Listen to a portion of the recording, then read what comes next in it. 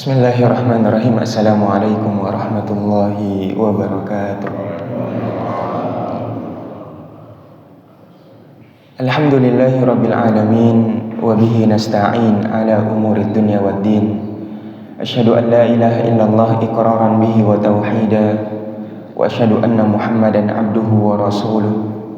Allahumma salli wa sallim wa barik wa an'am ala nabiyyina wa rasulina Muhammadin sallallahu alaihi wasallam wa ala alihi wa ashabihi wa man tabi'ahum bi ihsanin ila yaumiddin.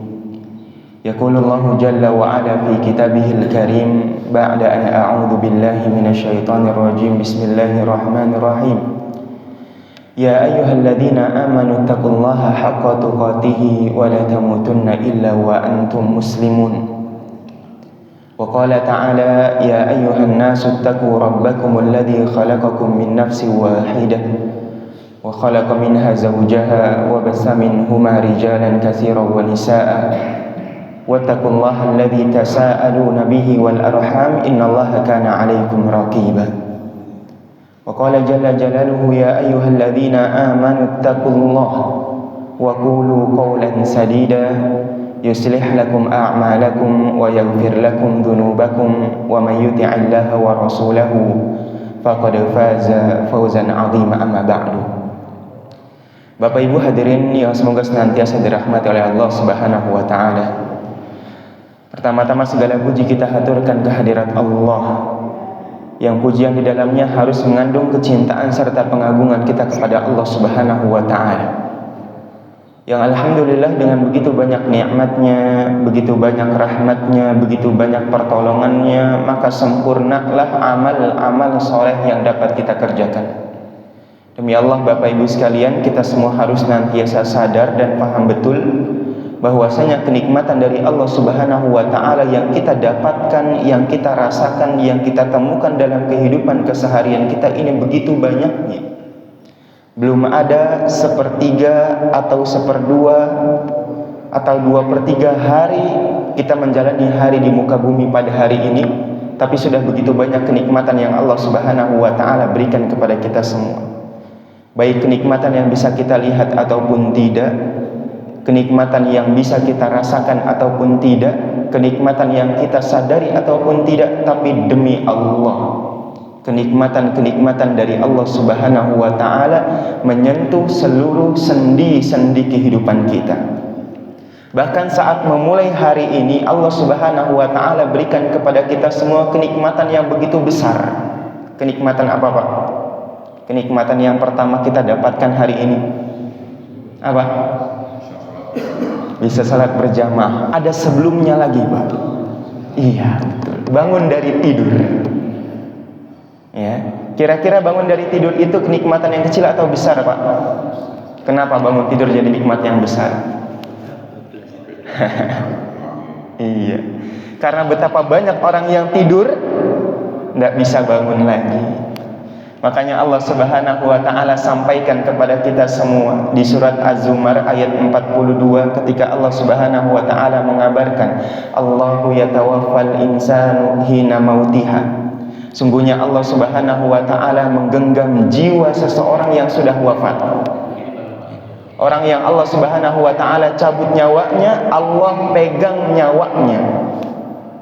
Tapi bukan hanya orang yang sudah mati saja yang nyawanya berada dalam genggaman Allah Subhanahu wa taala, wallati lam tamut fi manamiha, juga orang yang belum mati dalam tidurnya. Jadi ketika seseorang tidur, naik ke atas kasurnya setiap malam, secara sadar dia menyerahkan nyawanya kepada Allah Subhanahu wa taala.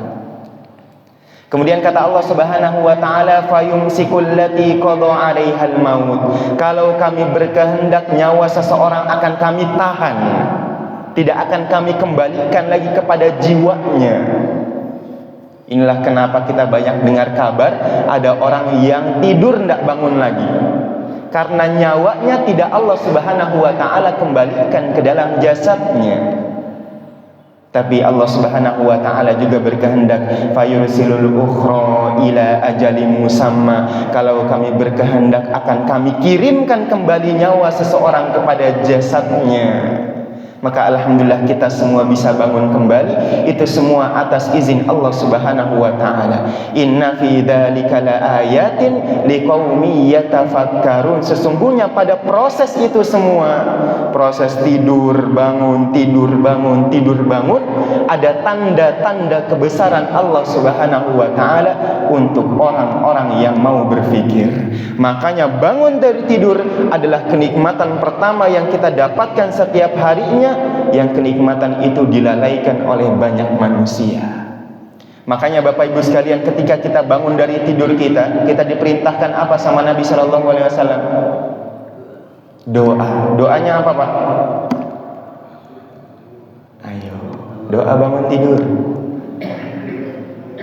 Alhamdulillahilladzi ahyana ba'dama amatana wa ilaihin nusyur. Doa ini sering sekali kita baca. Sudah berapa kali tidur sekarang, Pak? Ya. Dari mulai kehidupan pertama sampai hari ini mungkin setengah kehidupan kita isinya tidur. Dan mungkin saat setiap bangun tidur kita membaca doa ini. Tapi biasanya yang diulang-ulang itu menjadi kebiasaan saja.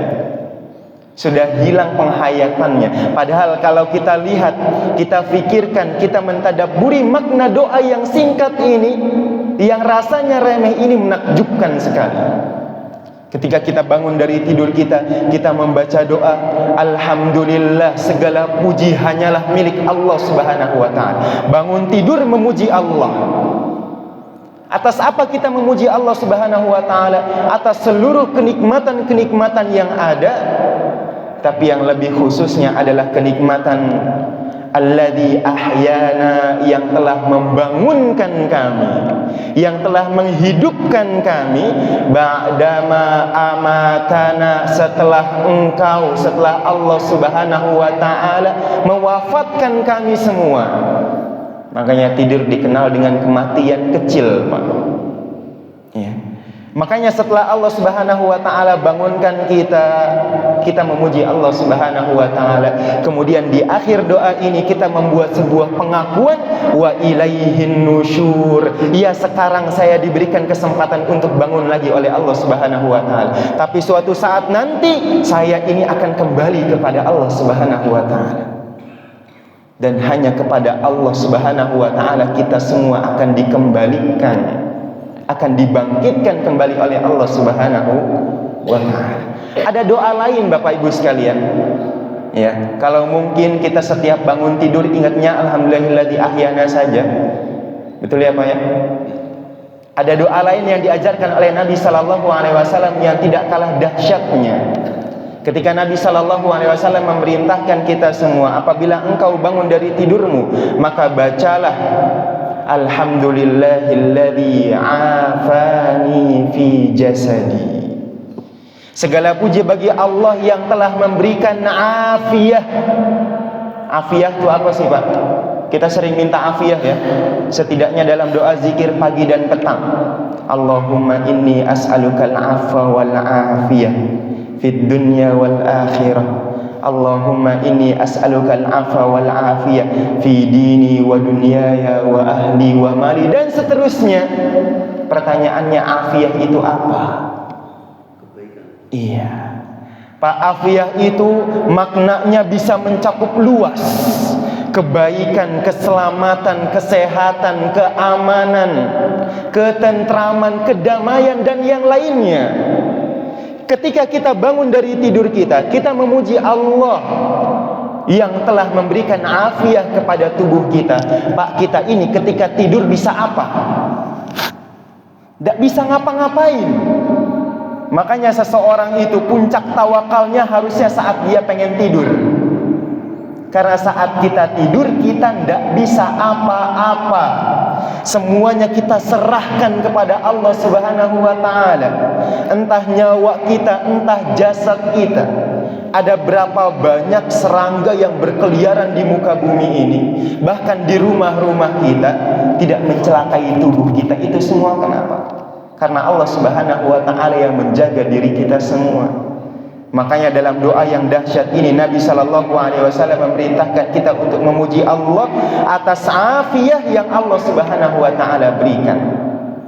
Kemudian Nabi sallallahu alaihi wasallam melanjutkan, wa radda alayya ruhi, segala puji juga bagi Allah Subhanahu wa taala yang telah mengembalikan nyawaku. Tadi sudah kita bahas bahwasanya tidur adalah kematian kecil yang kalau Allah berkehendak Allah tahan nyawa kita, kalau Allah berkehendak Allah kembalikan nyawa kita. Dan yang lebih menakjubkan lagi Bapak Ibu sekalian, sudah beribu-ribu kali kita tidur, Allah tidak pernah salah alamat kembaliin ruh kita, Pak. Meskipun kita tidur bersebelahan dengan pasangan kita, dengan istri, dengan suami. Pernah bapak-bapak sekalian bangun tidur dalam tubuh istri, bangun tidur tiba-tiba salah alamat, Pak. Jasadnya jasad istri, ruhnya ruh bapak. Pernah? Tidak pernah. Allah Subhanahu wa taala tidak pernah salah alamat dalam mengembalikan ruh seseorang. Dan ini menjadikan Allah Subhanahu wa taala adalah zat yang maha sempurna.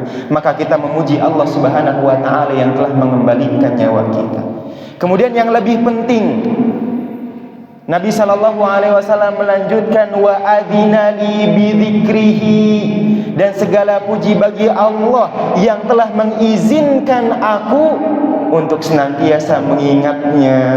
Pak, awal kita bangun tidur, yang kita pikirkan adalah bagaimana caranya kita mempersiapkan diri untuk bertemu dengan Allah Subhanahu wa taala. Karena betapa banyak orang yang diberikan afiat, betapa banyak orang yang dikembalikan ruhnya oleh Allah, tapi tidak Allah izinkan untuk mengingatnya. Makanya betapa banyak orang yang bangun dari tidur, masjidnya tetap sepi, Pak. Wal-iyadu billah. Maka ini semua adalah kenikmatan dari Allah Subhanahu wa taala yang patut kita syukuri. Itu baru dari bangun tidur saja. Belum dari kenikmatan-kenikmatan yang lainnya yang kita dapatkan dalam keseharian kita, yang telah berlalu, yang sedang kita rasakan, ataupun yang akan kita dapatkan dari Allah Subhanahu wa taala. Maka demi Allah, kenikmatan-kenikmatan dari Allah Subhanahu wa taala ini menyentuh seluruh sendi-sendi kehidupan kita.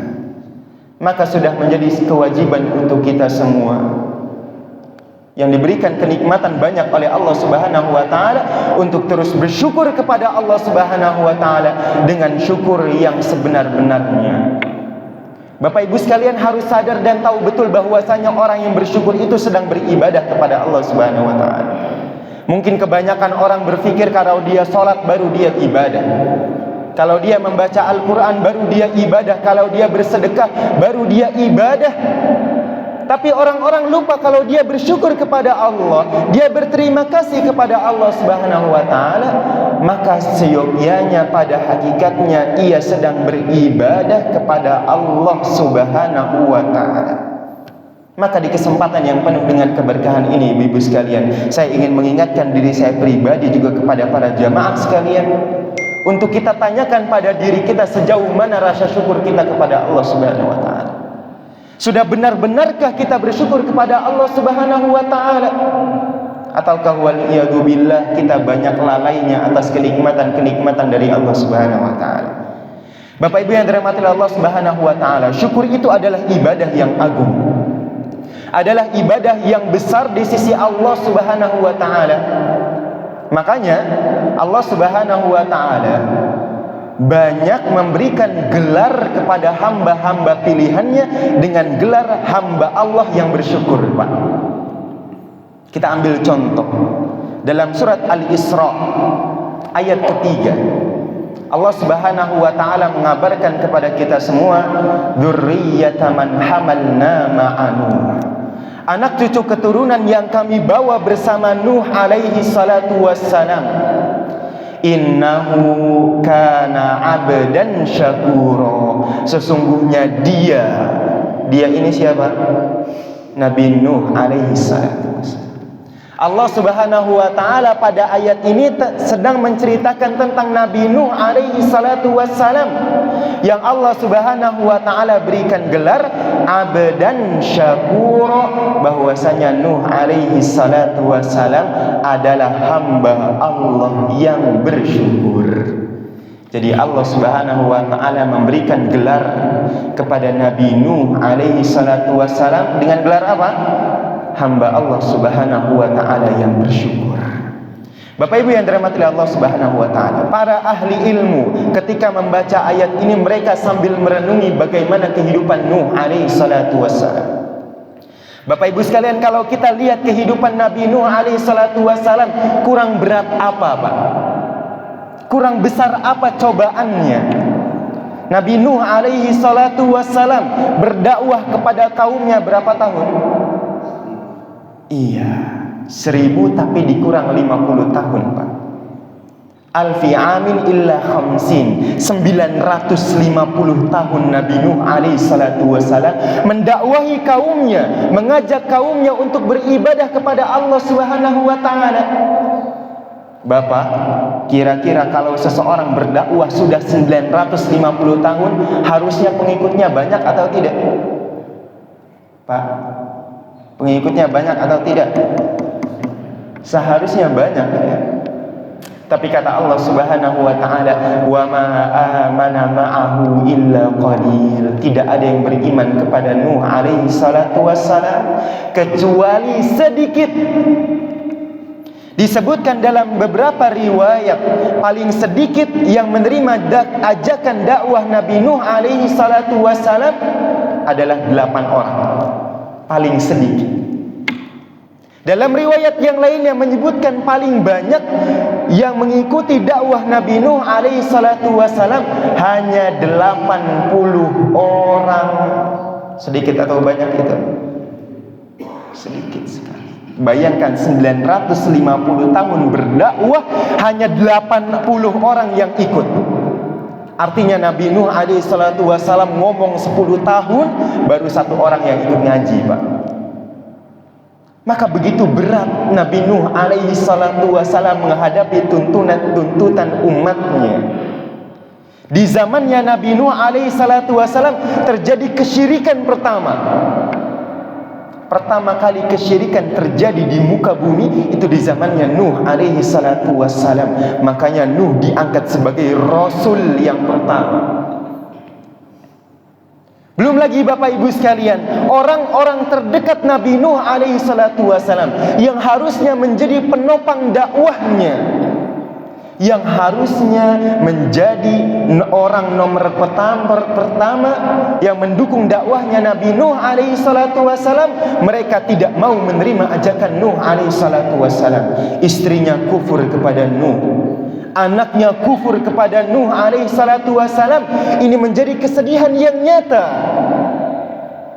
Maka begitu beratnya kehidupan Nabi Nuh alaihi salatu wassalam atas ujian cobaan yang datang bertubi-tubi. Maka kalau seperti ini kata para ulama, sepertinya lebih cocok Nabi Nuh alaihi salatu wassalam mendapatkan gelar seorang hamba yang bersabar. Bukan begitu Bapak? Innahu kana abdan sabura. Sesungguhnya Nuh alaihi salatu wassalam adalah hamba Allah yang bersabar. Tapi bunyi ayatnya tidak seperti itu. Allah Subhanahu wa taala tidak menyebutkan innahu kana abdan sabura, sesungguhnya Nuh adalah hamba Allah yang bersabar, tapi Allah Subhanahu wa taala bilang innahu kana abdan syakura. Sesungguhnya Nuh alaihi salatu wassalam adalah hamba-hamba Allah yang bersyukur. Dijelaskan oleh Asy-Syaukani rahimahullahu ta'ala, kenapa Nabi Nuh alaihi salatu wassalam diberikan hamba Allah yang bersyukur, bukan hamba Allah yang bersabar. Ternyata Bapak Ibu sekalian, Nabi Nuh alaihi salatu wassalam sebanyak apapun ujian dan musibahnya, sebanyak apapun cobaannya, beliau tidak peduli. Beliau hanya fokus kepada apa yang Allah Subhanahu wa ta'ala berikan dari kenikmatan-kenikmatan, sekecil apapun kenikmatannya. Disebutkan ketika Nuh alaihi salatu wassalam akan makan, beliau alaihi salatu wassalam sambil mengatakan, kalau Allah berkehendak aku lapar, maka aku akan kelaparan, tapi Allah berikan aku makanan dalam setiap suapnya.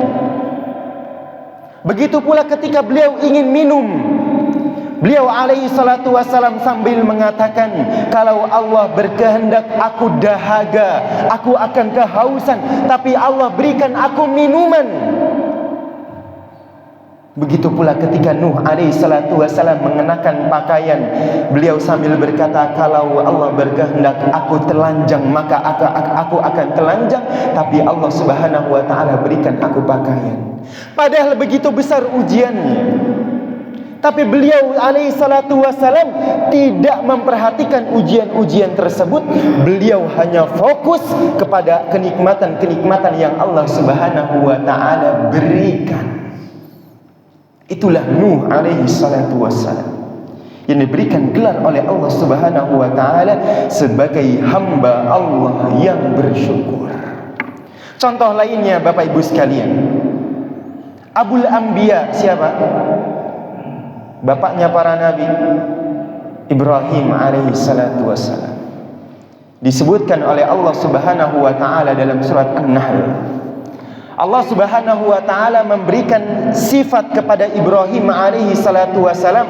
Beliau mengatakan syakiran li an'umihi, bahwasanya Nabi Ibrahim alaihi salatu wassalam syakiran li an'umihi. Ya, an'umihi di sini dalam bahasa Arab Pak namanya jam'ul qillah, jamak walaupun sedikit. Meskipun bilangannya hanya sedikit, tapi dianggapnya banyak. Artinya Ibrahim alaihi salatu wassalam senantiasa bersyukur kepada Allah subhanahu wa ta'ala sekecil apapun kenikmatan yang ia dapatkan. Padahal kalau kita lihat kehidupan Ibrahim alaihi salatu wassalam, kurang berat apa? Saat masih muda menjadi musuh kaumnya. Bayangkan hidup seorang diri dimusuhi oleh satu negeri, yang bapak-bapak, yang ibu-ibu, yang kakek-kakek, nenek-nenek, sampai anak-anak semuanya memusuhi Ibrahim alaihissalatu wassalam karena menjadi satu-satunya manusia yang beriman di muka bumi. Ya, setelah nanti saudaranya Lut alaihi salatu wassalam juga beriman, tapi Ibrahim ketika masih muda menjadi satu-satunya manusia yang beriman kepada Allah subhanahu wa ta'ala di muka bumi. Sampai kita semua ma'ruf insyaallah kisahnya, Ibrahim alaihi salatu wassalam menghancurkan berhala-berhala kaumnya. Sampai pada akhirnya Ibrahim pengen diapain Pak? Dibakar. Bapak Ibu sekalian, bayangkan satu negeri janjian cari kayu bakar 1 bulan Pak. Bukan 1 hari 2 hari, tapi 1 bulan. Bukan 1 orang 2 orang, tapi satu negeri berbondong-bondong cari kayu bakar untuk membakar Ibrahim alaihi salatu wassalam. Kebayang Pak hasil apinya sebesar apa? Sampai-sampai diceritakan saking besarnya api, sampai burung-burung yang berterbangan semuanya ikut terbakar. Akhirnya dilemparkan ke dalam api, tapi Allah subhanahu wa ta'ala masih selamatkan Ibrahim alaihi salatu wassalam. Setelah itu apakah selesai ujian Ibrahim alaihi salatu wassalam? Lah, beliau diusir dari kaumnya, ingin dibunuh oleh bapaknya sendiri. Kemudian Ibrahim alaihi salatu wassalam menikah. Kita semua lihat doa-doanya Ibrahim meminta anak kepada Allah subhanahu wa ta'ala karena tidak diberikan keturunan dalam jangka waktu yang begitu panjangnya. Ketika umurnya 80 tahun baru diberikan anak oleh Allah subhanahu wa ta'ala. Setelah diberikan anak oleh Allah, apa selesai ujian Ibrahim? Nah, disuruh apa sama Allah subhanahu wa ta'ala Pak? Disuruh ngapain? Iya, sebelum dibunuh disuruh meninggalkan anaknya di sebuah lembah yang tidak ada pepohonan, tidak ada air, tidak ada kehidupan sama sekali. Bayangkan. Kira-kira kalau kita di posisi Ibrahim alaihi salatu wassalam, tanpa bimbingan dan hidayah dari Allah subhanahu wa ta'ala, tega Pak? Tapi itulah ujian yang Allah Subhanahu wa taala berikan kepada Ibrahim alaihi salatu wassalam. Kemudian setelah anaknya besar, Allah perintahkan Ibrahim alaihi salatu wassalam untuk menyembelih anaknya. Maka bertubi-tubi ujian Ibrahim alaihi salatu wassalam lagi dan lagi. Tapi yang Allah Subhanahu wa taala angkat dari sosok Ibrahim alaihi salatu wassalam adalah tadi yang Allah sebutkan dalam surat An-Nahl, syakiran li an'umihi, bahwasanya Ibrahim alaihi salatu wassalam adalah hamba Allah yang pandai bersyukur kepadanya. Meskipun sedikit kenikmatan yang Allah Subhanahu wa taala berikan, tapi memuncak rasa syukur Ibrahim alaihi salatu wassalam kepada Allah Subhanahu wa taala. Itu Ibrahim alaihi salatu wassalam. Belum lagi kalau kita cerita tentang Nabi kita sallallahu alaihi wasallam, Muhammad ibni Abdullah. Kurang apa ujiannya? Sejak lahir sudah yatim, besar sedikit yatim piatu, hidup dalam kondisi sulit dan miskin, beliau mengembala kambing. Tadinya Nabi kita sallallahu alaihi wasallam adalah manusia yang paling dicintai oleh kaumnya, oleh saudara-saudaranya, oleh masyarakatnya, disebut-sebut Al-Amin. Tapi setelah mendapatkan wahyu dari Allah Subhanahu wa taala, apa yang terjadi? Menjadi orang yang nomor satu dimusuhi oleh kaumnya sendiri, oleh keluarganya sendiri, oleh paman-pamannya sendiri. Tidak berhasil berdakwah di Makkah, beliau pergi ke Taif, barangkali ada orang-orang yang mau beriman di sana. Tapi yang didapatkan apa, Pak? Lemparan-lemparan batu sampai pelipisnya berdarah. Ya. Kemudian setelah di Makkah diboikot, Allah perintahkan Nabi kita Muhammad sallallahu alaihi wasallam untuk hijrah. Setelah Nabi sallallahu alaihi wasallam hijrah, apa selesai ujian Nabi kita sallallahu alaihi wasallam? Nah, makin berat, Pak. Peperangan demi peperangan beliau ikuti. Musibah demi musibah beliau geluti. Pak, 7 anak beliau sallallahu alaihi wasallam semuanya wafat saat beliau hidup kecuali Fatimah radhiyallahu anha. Maka kalau kita lihat Nabi sallallahu alaihi wasallam itu diuji dari seluruh aspek kehidupan. Dari keluarganya, dari sosialnya, dari masyarakatnya, dari kehidupannya. Kelaparan Nabi kita Muhammad sallallahu alaihi wasallam, disebutkan bahwasanya rumah Nabi sallallahu alaihi wasallam 9-9-nya tidak keluar asap dari cerobongnya. Artinya apa? Artinya apa, Pak? Tidak masak. Bukan sehari 2 hari. Kata perawi hadis ini yang menyebutkan bahwasanya tidak ada asap yang keluar dari cerobong rumah Nabi sallallahu alaihi wasallam sampai terlihat hilal lagi, sampai terlihat hilal lagi, sampai terlihat hilal lagi. Artinya 2 bulan sampai 3 bulan tidak ada yang dimasak. Bukan karena tidak mau masak, tapi memang tidak ada yang dimasak. Ada sebuah kisah Nabi sallallahu alaihi wasallam kedatangan tamu, Pak. Kemudian Nabi sallallahu alaihi wasallam memerintahkan salah seorang sahabatnya untuk keliling ke rumah Nabi sallallahu alaihi wasallam mencari apakah ada yang bisa disuguhkan kepada tamunya. Tapi setiap ke rumah istrinya, para istrinya bilang tidak ada makanan, yang ada hanya air. Nabi sallallahu alaihi wasallam begitu berat ujiannya. Belum lagi di perang Uhud, Nabi sallallahu alaihi wasallam tertancap tombak, digerah sampai gerahamnya pecah dan berdarah. Belum lagi di perang Khandaq saat kaum muslimin diboikot, para sahabat mengadu kepada Nabi sallallahu alaihi wasallam bahwasanya mereka kelaparan. Mereka memperlihatkan bahwasanya ada batu yang diikat di perut mereka supaya mengganjal rasa lapar mereka. Ternyata Nabi sallallahu alaihi wasallam batunya 2, Pak. Menunjukkan lebih lapar daripada para sahabat. Ya. Maka begitu banyak ujian-ujian dan Nabi sallallahu alaihi wasallam, musibah-musibah yang Nabi sallallahu alaihi wasallam merasakan bertubi-tubi, tidak pernah selesai. Tapi insya Allah ma'ruf di telinga kita kisah bahwasanya Nabi sallallahu alaihi wasallam sholat malam sampai kakinya kenapa? Sampai kakinya bengkak. Nabi sallallahu alaihi wasallam sholat malam sampai kakinya bengkak. Saat ditanya oleh salah seorang sahabat, oleh Ibnu Umar radhiyallahu anhuma, "Wahai Rasulullah, kenapa engkau melakukan hal seperti ini? Bukankah telah Allah hapuskan kesalahan-kesalahanmu yang telah lalu? Bukankah Allah jaga engkau dari kesalahan-kesalahan yang akan datang?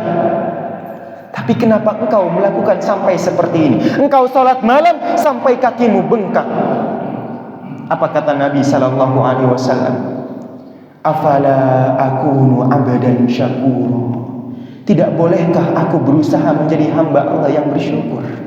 Pak, lihat, Nabi sallallahu alaihi wasallam masih berpikir bagaimana caranya beliau menjadi hamba Allah Subhanahu wa taala yang bersyukur.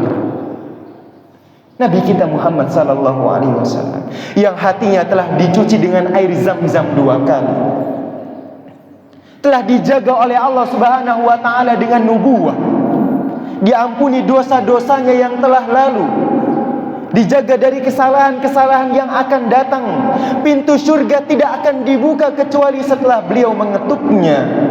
Tapi beliau masih berpikir bagaimana caranya beliau menjadi hamba Allah Subhanahu wa taala yang bersyukur. Bapak Ibu yang dirahmati Allah Subhanahu wa taala, mungkin ujian kita hari ini tidak seberat ujian Nuh alaihi salatu wassalam. Cobaan-cobaan yang kita dapatkan tidak seberat cobaan Ibrahim alaihi salatu wassalam. Musibah-musibah yang kita dapatkan tidak seberat musibah yang diderita oleh Muhammad sallallahu alaihi wasallam. Mungkin lebih banyak kenikmatan yang kita dapatkan, lebih banyak kemudahan-kemudahan hidup yang kita rasakan. Maka kita tanyakan pada diri kita semua, sejauh mana rasa syukur kita kepada Allah Subhanahu wa ta'ala. Seberapa sering kita bersyukur kepada Allah Subhanahu wa ta'ala? Ya, mungkin kebanyakan kita merasa sudah bersyukur kepada Allah Subhanahu wa ta'ala. Saya sudah sholat Ustaz, sudah baca Quran, sudah sedekah, sudah ini, sudah itu. Tapi demi Allah Bapak Ibu sekalian, untuk bersyukur dengan syukur yang hakiki butuh usaha yang lebih. Butuh usaha yang lebih. Karena tidak semua orang bisa bersyukur kepada Allah Subhanahu wa ta'ala. Karena demi Allah Bapak Ibu sekalian, Allah Subhanahu wa ta'ala telah menciptakan kita semua ini pada dasarnya sulit untuk bersyukur. Sebagaimana Allah Subhanahu wa ta'ala kabarkan kepada kita semua. Kata Allah Subhanahu wa ta'ala, "Innal insana khuliqa halu'a." Innal insana khuliqa halu'a. Manusia itu kami ciptakan senangnya ngeluh. Ya. Jadi sifat dasar manusia itu bukan bersyukur, Pak. Tapi sifat dasar kita semua sebagai manusia itu senangnya ngeluh. Mengeluhkan ini, mengeluhkan itu. Bahkan saat Allah berikan kepada kita kenikmatan, tidak jarang kita tetap mengeluh kepada Allah Subhanahu wa ta'ala. Kenapa cuma segini? Betul ya? Jangankan terhadap musibah dan kesulitan, terhadap kenikmatan saja kebanyakan manusia senangnya mengeluh. Allah Subhanahu wa ta'ala mengabarkan kita semua, kepada kita semua, idza massahu syarru jazua. Kalau manusia diberikan kesulitan, kesempitan, manusia itu senangnya berkeluh kesah. Bahkan di zaman sekarang bukan hanya lisan yang berkeluh kesah, tapi juga jari ikutan berkeluh kesah, Pak. Ya. Seakan-akan kalau kita dapat musibah, satu dunia harus tahu. Lewat apa? Lewat status, lewat story. Itu yang terjadi di zaman kita. Atau mungkin kita sendiri yang melakukannya. Karena itulah sifat dasar manusia kita. Itu kalau diberikan kesulitan dan kesusahan, Pak. Apakah kalau diberikan kelapangan jadi lebih baik? Lah.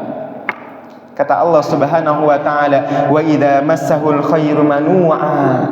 Kalau seseorang diberikan kebaikan, diberikan kelapangan, diberikan harta oleh Allah Subhanahu wa taala, manu'a, manusia itu jadi kikir, jadi pelit.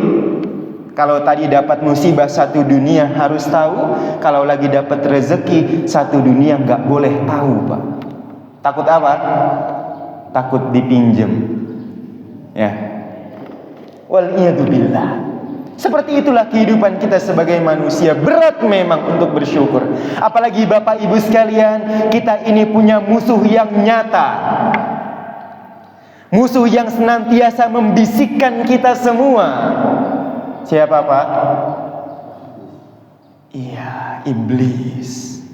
Syaitan laknatullah alaihim. Bukan hanya dorongan dari diri kita saja, tapi ada faktor eksternal yang membuat kita untuk sulit bersyukur kepada Allah Subhanahu wa taala. Sebagaimana Allah Subhanahu wa taala firmankan dalam surat Al-Ahzab ayat ke-17. Iblis laknatullah alaihim, mereka semua berjanji kepada Allah Subhanahu wa taala, "Tsumma la'atiyannahum min baini aydihim wa an syama'ilihim." Kemudian kami akan mendatangi manusia dari depan mereka, dari belakang mereka, dari kanan mereka, dari kiri mereka. Wala tajidu aktsarahum syakirin. Supaya apa? Supaya engkau ya Allah tidak banyak menemukan manusia-manusia yang bersyukur. Ya. Makanya kalau kita tanyakan pada diri kita semua, Bapak Ibu sekalian, bersyukur itu mudah atau sulit sih? Gampang ya, Pak ya? Mudah atau sulit? Gampang. Gampang di lisan, tapi sulit untuk dilakukan. Pak, andai kata syukur yang hakiki itu mudah, tidak akan Allah Subhanahu wa taala berfirman, "Wa qalilun min ibadiyasy syakur." Andai kata bersyukur itu gampang dan ringan, tidak akan Allah Subhanahu wa taala berfirman, "Wa qalilun min ibadiyasy syakur." Hanya sedikit di antara hamba-hambaku yang bersyukur. Ibu bapak bayangkan betapa banyak manusia hari ini di muka bumi ini, Pak. Pak, manusia di muka bumi ini sekarang berapa banyaknya? Nggak pernah ngitung ya. Yang penting banyak ya. Kalau kata data itu ada sekitar 8 miliar. Tapi kata Allah Subhanahu wa taala, hanya sedikit dari mereka yang mau atau bisa bersyukur kepada Allah Subhanahu wa taala.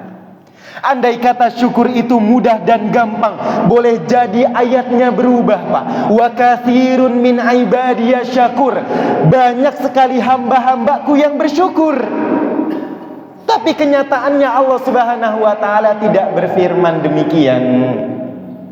Allah Subhanahu wa taala bilangnya, wa qalilun min ibadiyasy syakur. Hanya sedikit di antara hamba-hambaku yang bersyukur. Saking sedikitnya para salafus soleh dahulu ketika membaca ayat ini, mereka sambil berkata dan berdoa, Allahumma ja'alni minal qalil. Ya Allah, jadikanlah aku menjadi bagian yang sedikit itu.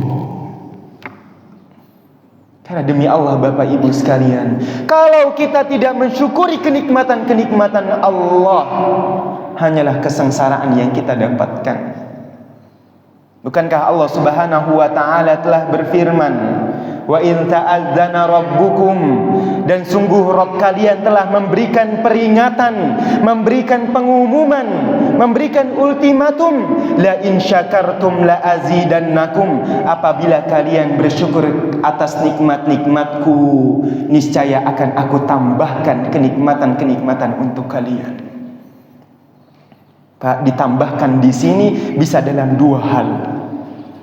Dari segi kuantitas, dari segi banyaknya. Ya, dengan kita bersyukur harta kita bertambah. Ya, dengan kita bersyukur kebahagiaan kita bertambah, kemudahan hidup kita bertambah. Tapi yang tidak kalah lebih pentingnya, ketika kita bersyukur atas kenikmatan-kenikmatan yang ada, Allah tambahkan dari segi kualitas. Ini yang kita kenal dengan keberkahan nikmat, Pak. Sering kita ngomong berkah ya. Seringnya apa ya? Semoga berkah, semoga. Pertanyaannya, berkah itu apa? Pak, berkah itu apa?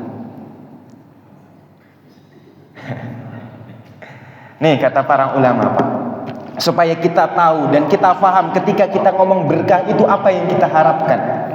Para ulama menjelaskan al-barakatuh hiya, keberkahan adalah kasratul khairi, banyaknya atau berkumpulnya kebaikan, wasubutuhu, dan kebaikan itu menetap.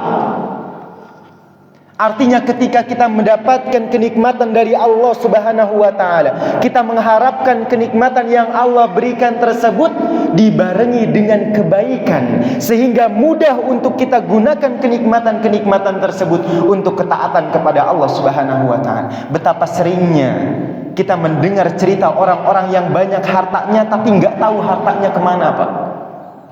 Atau mungkin kita sering merasakan rasanya pemasukan kita banyak, tapi kemana larinya bingung.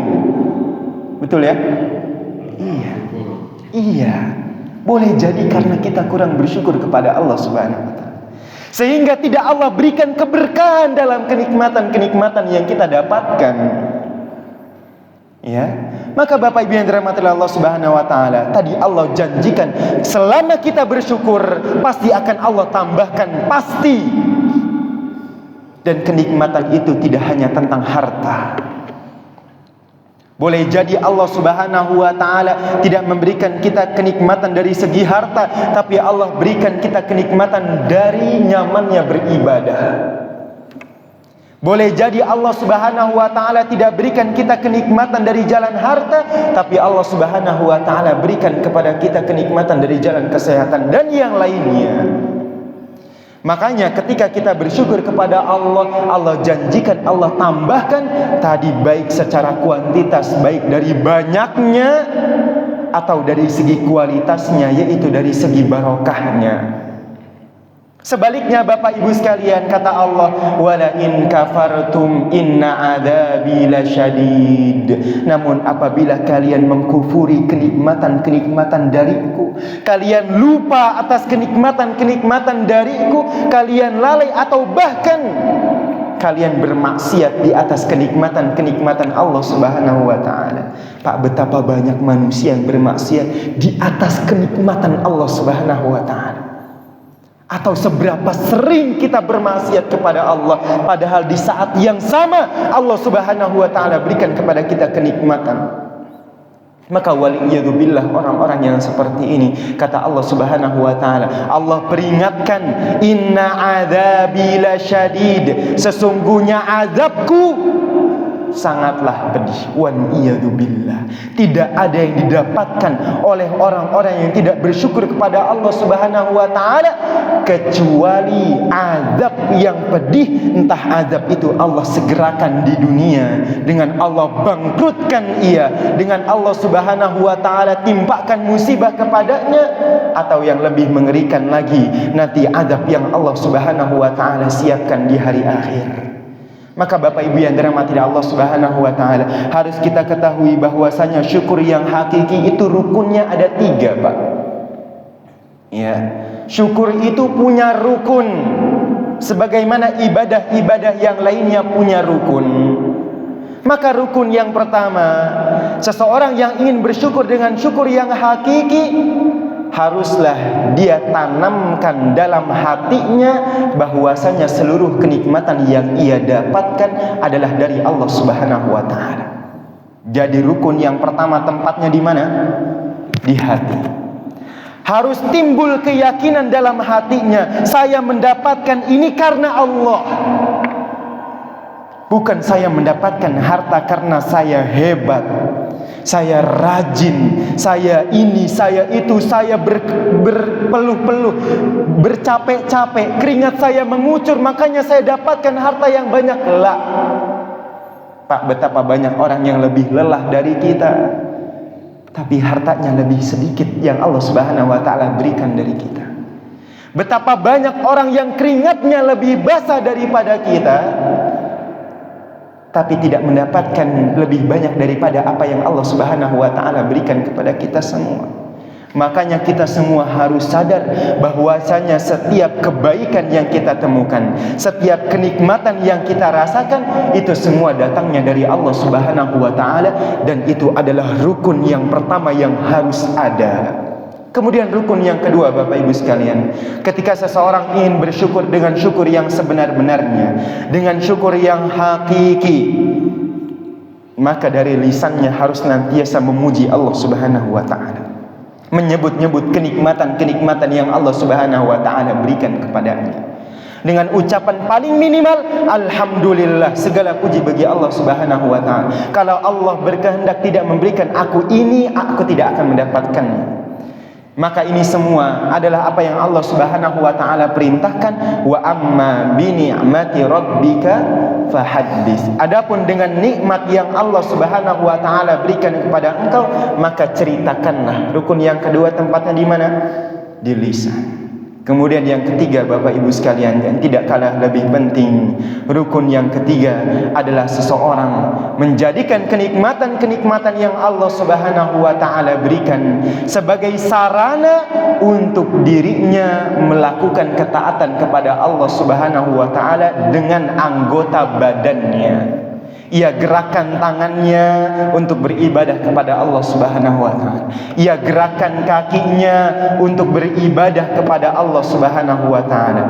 Ia menggunakan telinganya, penglihatannya, ya, pendengarannya, ucapannya, semuanya untuk ketaatan kepada Allah Subhanahu wa ta'ala. Jadi Bapak Ibu sekalian ingat, rukun syukur itu ada tiga. Yang pertama di hati, yang kedua di lisan, yang ketiga adalah pada anggota tubuh, anggota badan. Kemudian bagaimana caranya supaya kita mudah bersyukur, Pak? Kita semua tadi sudah tahu bahwasanya bersyukur itu berat, ya. Bersyukur itu sulit, mungkin ringan di lisan, tapi berat untuk dilakukan. Maka untuk bersyukur ini, Bapak Ibu sekalian, kita harus senantiasa berdoa kepada Allah Subhanahu wa ta'ala, karena bisa bersyukur itu hidayah.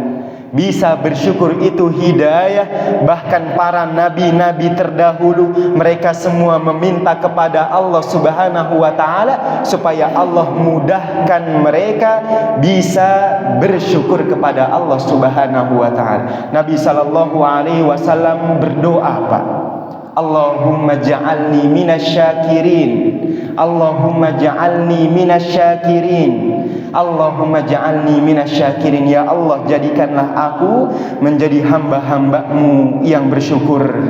Juga doa yang lainnya, Allahumma ja'alni laka syakkara laka dzakkara. Ya Allah, jadikan aku hamba-Mu yang senantiasa bersyukur. Ya Allah, jadikan aku hamba-Mu yang senantiasa mengingat Engkau, ya Allah. Maka Bapak Ibu sekalian, inilah yang bisa kita lakukan agar kita menjadi bagian yang kecil yang Allah Subhanahu wa ta'ala sebutkan dari hamba-hambanya yang bersyukur. Bapak Ibu yang dirahmati Allah Subhanahu wa ta'ala, syukur ini adalah hal yang penting yang harus kita senantiasa jaga. Pak, boleh berhenti syukur kapan? Boleh berhenti syukur kalau kita sudah meninggal, ya. Karena saat kita meninggal artinya rizki kita sudah Allah cukupkan, kenikmatan yang Allah Subhanahu wa ta'ala berikan di dunia ini sudah Allah cukupkan, baru kita berhenti bersyukur. Selama Allah Subhanahu wa ta'ala masih memberikan kepada kita kenikmatan, maka selama itu pula kita wajib bersyukur kepada Allah Subhanahu wa ta'ala. Demikian yang bisa saya sampaikan Bapak Ibu sekalian. Ya, sedikit ini semoga bermanfaat. yang benar datangnya dari Allah Subhanahu wa taala, yang keliru datangnya dari diri saya pribadi dan dari syaitan. Allah dan Rasulnya terlepas dari kesalahan-kesalahan tersebut. Semoga Allah Subhanahu wa taala senantiasa memberikan hidayahnya kepada kita semua, memberikan petunjuknya kepada kita semua untuk senantiasa bisa mendengar dan taat, untuk senantiasa bisa bersyukur atas kenikmatan-kenikmatan yang ada, untuk senantiasa bisa menjauhkan dan menjaga diri kita dari apa-apa yang Allah Subhanahu wa taala larang, sampai nanti Allah Subhanahu wa taala panggil kita semua dengan panggilan yang indah, ya ayyatuhan nafsul mutmainnah irji'i ila rabbiki radiyatan mardiyah fadkhuli fi ibadi wadkhuli jannati. Billahi taufiq wal hidayah. Assalamualaikum warahmatullahi wabarakatuh.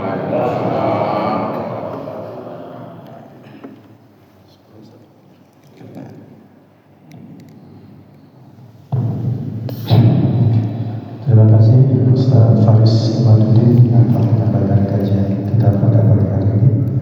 Bapak Ibu sekalian, sesuai dengan yang kami sampaikan bahwa kita juga akan melanjutkan kegiatan ini dengan sarapan bersama, cuma tempatnya agak jauh dari sini di Kemang Pratama.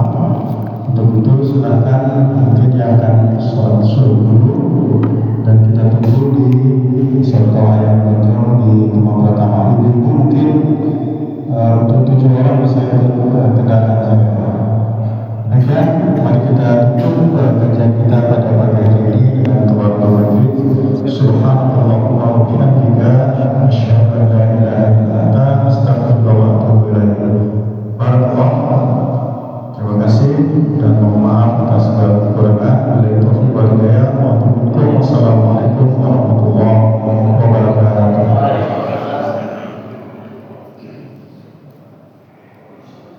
Bisa